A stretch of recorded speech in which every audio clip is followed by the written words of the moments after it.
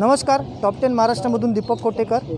यावेळेला मी pillar F ward इथे आहे आणि जे बीपसाठी परवाना देण्यासाठी जे नोटीस काढली होती त्याचं उत्तर देण्यासाठी हिंदुत्ववादी संघटना पुढे येताना आपल्याला दिसतात। त्याच्याबरोबर महिला शक्तीसुद्धा या कार्यक्रमात कुठेतरी उतरताना आपल्याला दिसलं। आपल्यासोबत भक्ती मॅडम आहेत, त्या ॲडव्होकेट आहेत। आपण त्यांना विचारूया त्यांची प्रतिक्रिया काय आहे। मॅडम, नेमका हा सगळा काय प्रकार आणि आता आपण पत्राद्वारे काय सूचित करणार आहात महानगरपालिकेला?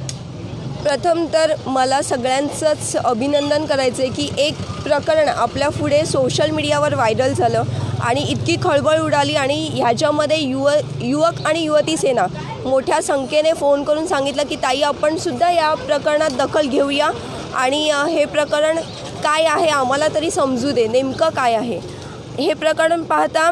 रबिया अहमद रजा खान यांनी बीफ मोठ्या जनावरांचे मांस विक्री परवाना देण्याबाबत हे जे पेपर नोटीस दिलेली त्या थ्रू आपल्या सगळ्यांना सोशल मीडियातून कळलं की हे असे परवाने देण्यात येतात। खरं तर हे परवाने आधी बऱ्याच लोकांना दिले गेले आहेत वसई तालुक्यात, पण ह्या वसई तालुक्यात हे परवाने दिल्यानंतर भयंकर अशा मोठ्या घटना घडल्यात की त्याचा तपशील लोकांपर्यंत पोचला नव्हता, कधीच नाही। आणि आतापर्यंत माझ्या मते 30 तरी गुन्हे दाखल झालेले आहेत आणि झालेला हल्ला होता। गोरक्षकांवर हल्ले झाले हा प्रकरण वेगळं आहे, पण गोमांस विक्री हे जे आहे ते महाराष्ट्र प्राणी संवर्धन कायदा 1976 तसेच गोरक्षा कायदा 2015 नुसार गोवंश मांस विक्री करणे, खाणे, मांस बाळगणे किंवा रहदारी करणे म्हणजे त्याचं ट्रान्सपोर्ट करणे हे कायद्याने गुन्हा आहे।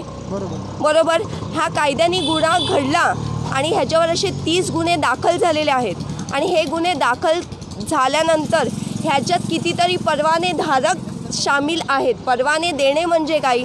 परवाने आपण कशासाठी मागतो की आपलं सगळं योग्यरित्या आहे हे दाखवून आम्ही हे असं काही करणार नाही, अटी शर्तीमध्ये बसले तरच ते परवाने देण्यात येतात। पण मुळात अटी शर्तीमध्ये हे बसतच नाही आहे। बीफ मांस विक्रीला कायद्यानेच बंदी आहे। मग अशी न्यूजपेपरलाच येऊ कशी शकते हे मी न्यूजवाल्यांना फोन करून विचारलं की तुम्ही हे पत्र कोणाच्या अधिकारावर छापलं गेलं आहे? तर ते म्हणतात नाही मॅडम, आमच्याकडे हे पत्रक ज्यांनी अर्ज केला आहे त्यांनीच पाठवलं आहे, कोणी अधिकृत व्यक्तीने पाठवलेलं नाही आहे। हे अधिकृत व्यक्तींना देण्याचं जे काम असतं ते त्यांनी अजून म्हणजे जाणीवपूर्वक केलेलं नाही आहे। त्यांना आम्ही विचारलं तर ते म्हणतात की माफी असावी, आम्हाला कायद्याचं ज्ञान नव्हतं म्हणून आम्ही चुकलो। जर पत्रकारांना किंवा न्यूजपेपरमध्ये जी बातमी छापणार आहेत त्यांना या गोष्टीचं कायद्याचं ज्ञान नाही असं म्हणून जर त्यांनी हात झटकारले तर मग माझ्यासाठी खेदजनक बाब हीच असू शकते। आता आपण ॲडव्होकेट आहात, आपली पुढची भूमिका काय आणि आपण महानगरपालिकेला पत्राच्या माध्यमातून काय सांगू इच्छिता? मी फक्त एवढंच सांगेन की ह्या आधी हिंदू मुस्लिम हे वाद फार खळबळजनक झालेले आहेत आणि मागच्याच वेळी एक प्रकरण झालं होतं की त्याच्यामध्ये एका हिंदू गोरक्षा समितीच्या व्यक्तीला मोठ्या प्रमाणात मारहाण करून तो अलायन्सला ॲडमिट होता, पण त्याची दखल घेतली गेली नाही। ही अतिशय खेदजनक बात आहे की त्यांची दखल घेतली गेली नाही। पण ह्यापुढे असं काही होऊ नये आणि मोठ्या प्रमाणात दंगली होऊ नयेत आणि आपला जो विभाग आहे तो सुखमय, शांतिमय आणि आनंदाने नांदावा असं जर तुम्हाला वाटत असेल तर आधीचे दिलेले परवाने रद्द व्हावेत आणि आता ह्यापुढे परवाने देऊ नयेत। आणि हा कायद्याने गुन्हा आहे, हा कायदा लोकांना समजला पाहिजे म्हणून आज मला वाटतं सगळेच इथे पेटून उठलेले आहेत आणि ही अतिशय चांगली बाब आहे की यापुढे आयुक्तही सहआयुक्तही याच्यात लक्ष घालून ही बाब संपूर्णरित्या मार्गी लावतील।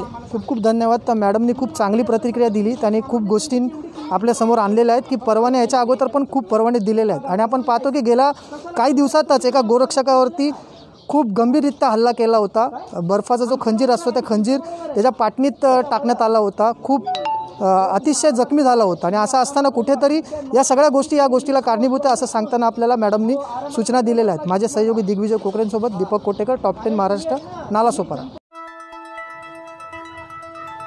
जर आपल्याला टॉप 10 महाराष्ट्र न्यूजची बातमी आवडली असेल तर कृपया करून या बातमीला लाईक करा, आपल्या यूट्यूब चॅनलला सबस्क्राईब करा, आपल्या फेसबुक लाईव्ह चॅनलला फॉलो करा, शेअर करा, कमेंट करा।